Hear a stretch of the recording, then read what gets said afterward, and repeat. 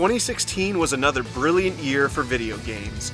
We got our first taste of the amazing potential of VR games, and worldwide hits like Pokemon Go and the hero shooter Overwatch had players entertained for weeks. There were loads of games that I played this year that I loved, and now with 2017 upon us, it's time to look back at my favorite games of last year.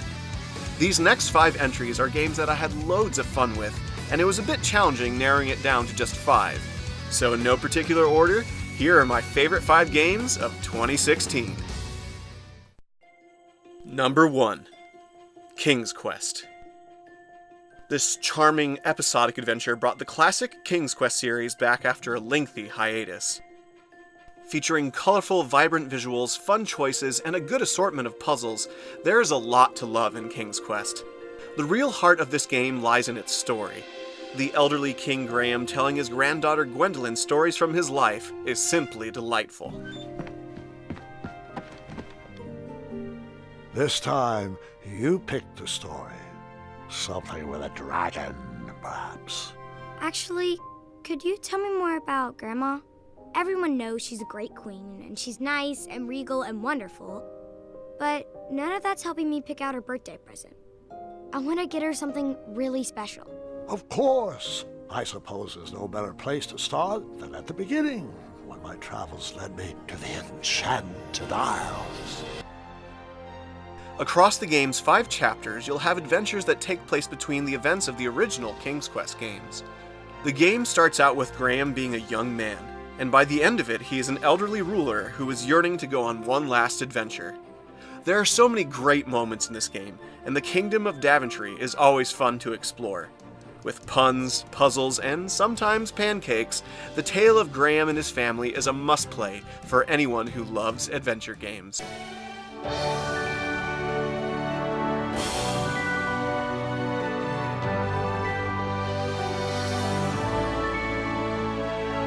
Princess, will you marry me? Wait, hard pass. Hard pass? You've only just laid eyes on me, and now you're proposing? Don't you believe in love at first sight? Oh, sorry. I'm nearsighted. All I saw was an amorphous cape cliché stumbling into my bedroom window. Oh, please stand up. You're embarrassing yourself. Number 2. Fire Emblem Fates. Fire Emblem is one of the most, if not the most, beloved tactical RPG games out there, and we received another fabulous entry in this acclaimed franchise with Fire Emblem Fates. The battlefields of Fire Emblem Fates are filled with rich, strategic possibilities, and it's up to you to lead your band of heroes to victory. Caught in the middle between 2 warring kingdoms, you can choose your side in the conflict depending on which version of the game you get. In the Birthright version, you fight together with the Eastern Kingdom of Hoshido, while in the Conquest version, you join the Western Kingdom of Nor.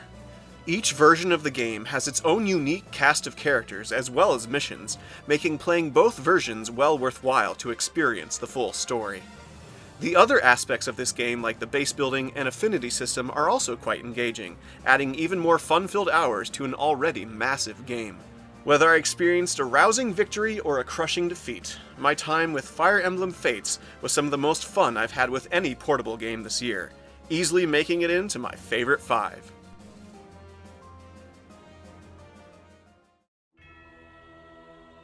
Number 3. Dark Souls 3.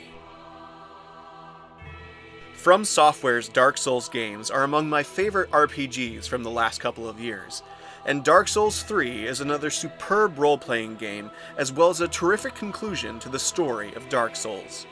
As an unkindled, you must seek out the Lords of Cinder to once again link the fire that sustains the world. Like previous games in the series, you piece together a lot of the story yourself to get the full picture, and once you reach the finale, you are treated to one of the most satisfying endings in the entire series.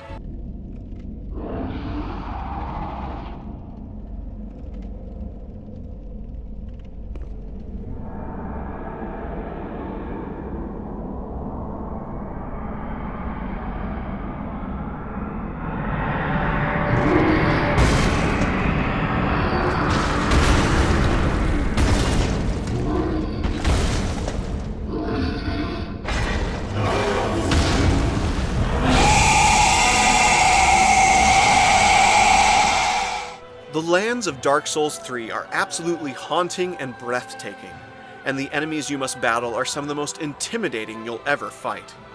There are multiple ways to conquer the dangerous lands of Lothric. Swords, crossbows, miracles, and pyromancy, all the different playstyles are great fun, and the small tweaks to the combat system make it even more dynamic than before. You won't be able to experience everything in a single playthrough, making returning to the ruined land of Lothric fresh and exciting every time. Dark Souls 3 is a grand RPG that I loved every moment of, and the characters, amazing boss fights, and incredible world it takes place in all made it one of the most thrilling games of this year. Farewell, Ashen One. May the flames guide thee.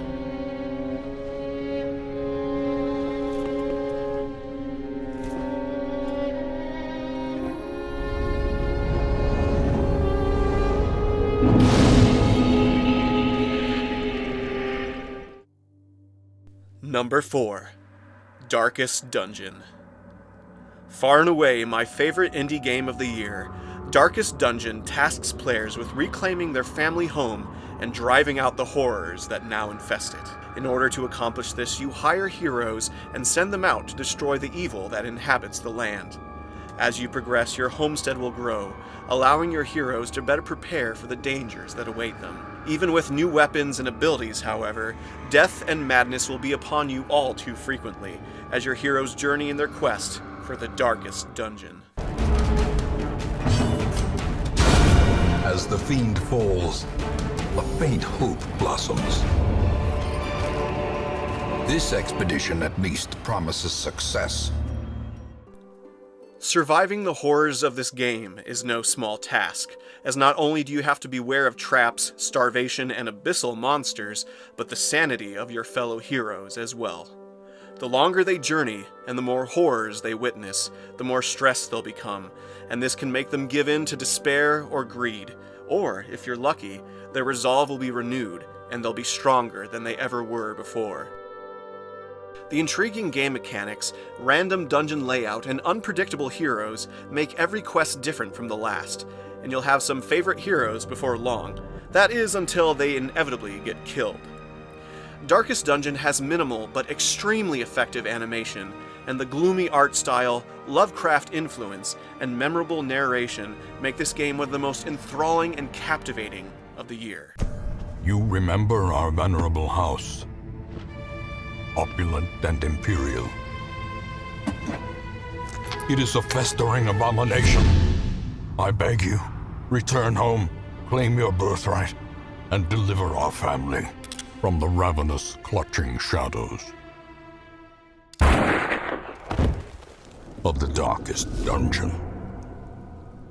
Before I move on to my final entry, I want to share some of my honorable mentions. These are games I highly enjoyed, but they didn't quite make it into the favorite 5. They are all well worth playing, however, so let's take a quick look.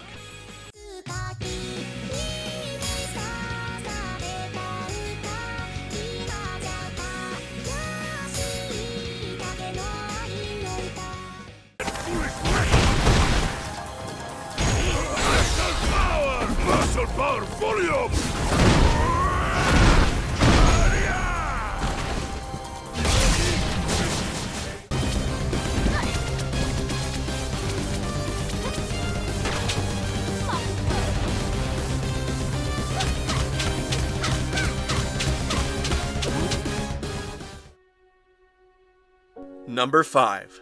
The Last Guardian. Announced back in 2009, this PlayStation exclusive suffered numerous delays, and for a while even I was worried that we would never see its release. But I am so thankful that we finally did, because The Last Guardian is undoubtedly one of my favorite and most memorable games from this year. This unique game follows the unlikely pair of a young boy and an enormous creature named Trico. Working together, the boy and the beast must escape a giant fortress filled with dangers and unimaginable wonders.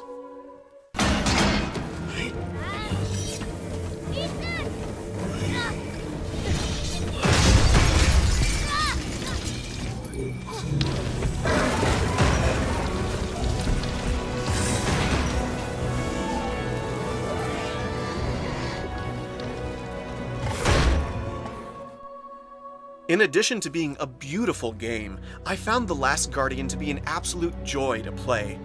The platforming and puzzle solving are all highly enjoyable, and the character of Trico is certainly one of my new favorite video game characters. He's one of the best realized creatures I've ever seen in a game, and the journey Trico and the boy go on in this game is quite amazing. There are many touching, memorable moments, and I loved every minute of my time with The Last Guardian. There isn't any game quite like it out there, and while we did have to wait many years for it, I'm so glad I finally got to play it, because it was one of the most fun, engrossing, and marvelous games I've ever played, and is one I won't soon forget.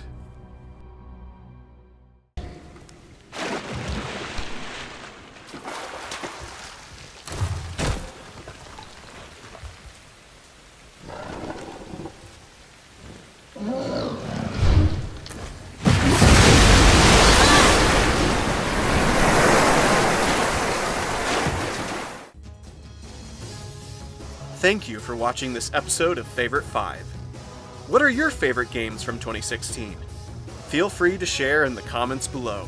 I look forward to catching up with some of the games I missed this year, and I can't wait to see what exciting games await in 2017. Until next time, keep having great adventures, everyone.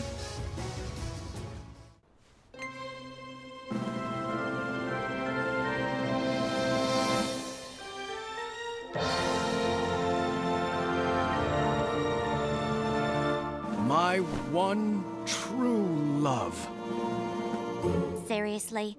I just watched you propose to my friend.